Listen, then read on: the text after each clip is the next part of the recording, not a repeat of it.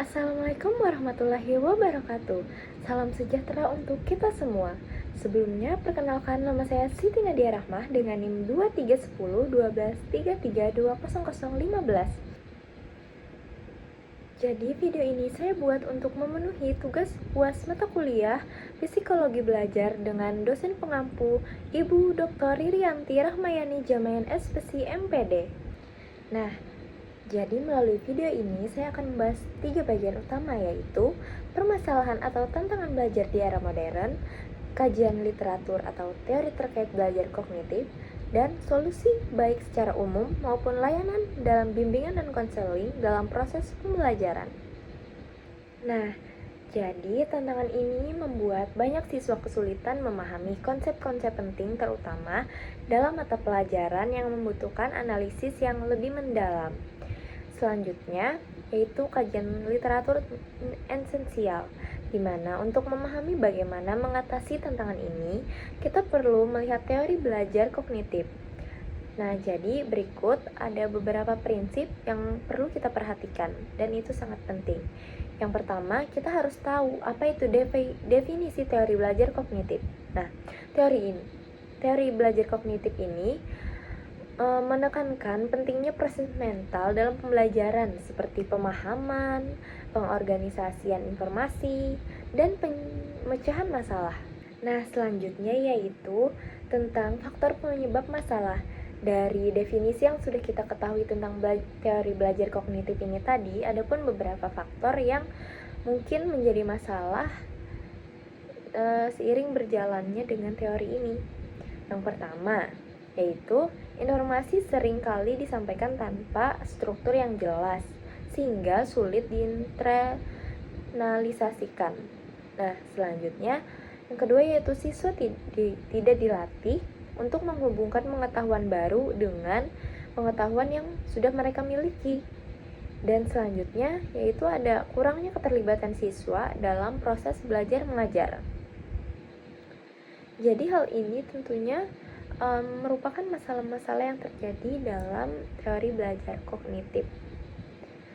Tapi dilanjutkan lagi, yaitu dengan adapun prinsip dari teori belajar kognitif ini, yaitu yang pertama ada active learning, di mana di sini belajar menjadi lebih efektif jika siswa aktif memecahkan masalah atau mengeksplorasi materi.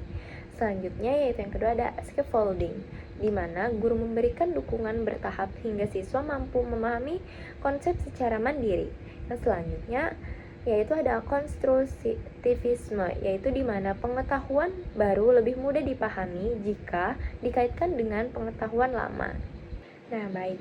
Jadi dari masalah-masalah sehingga sampai prinsip utamanya tadi, di sini saya akan menyampaikan ada pun solusinya, yaitu dari solusi umum sampai solusi dengan yang berkaitan dengan layanan bimbingan konseling. Yaitu yang pertama di dalam solusi umum. Di sini saya akan mengambil salah satu, sebetulnya masih banyak lagi, tapi saya akan mengambil salah satunya, yaitu kita bisa memanfaatkan video atau animasi untuk menjelaskan konsep yang sulit. Nah, sebagai contoh di sini, dalam mata pelajaran sains, siswa itu dapat menggunakan simulasi virtual. Jadi, hal ini itu bisa memudahkan dia untuk memahami konsep-konsep sains seperti fisika secara lebih mudah untuk dipahami dan dipraktekkan di kehidupan nyatanya.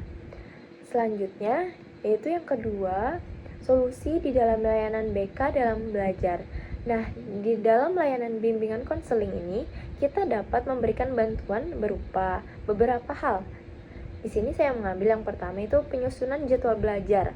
Contohnya, siswa itu diberikan panduan untuk membagi waktu antara belajar, istirahat, dan aktivitas lain.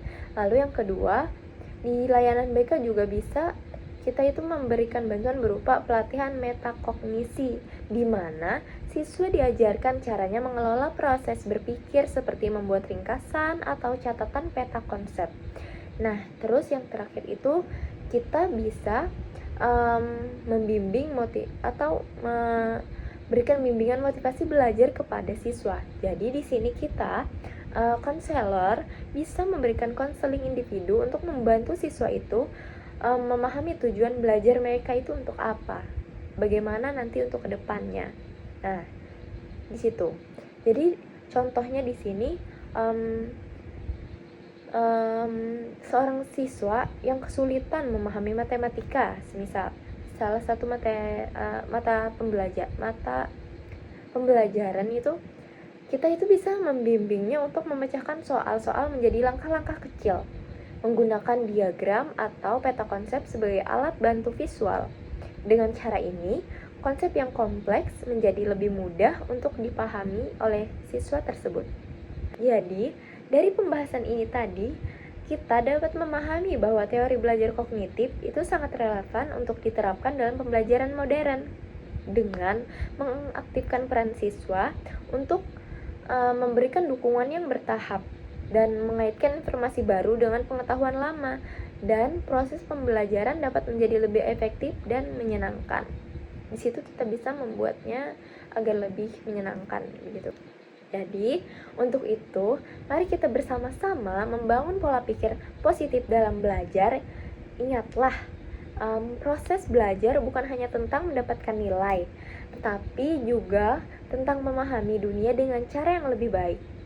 Nah, baik, ini tadi video yang bisa saya sampaikan tentang materi yang saya bawakan ini. Semoga video ini pembahasan yang saya sampaikan ini bisa bermanfaat bagi saya dan orang-orang yang melihatnya.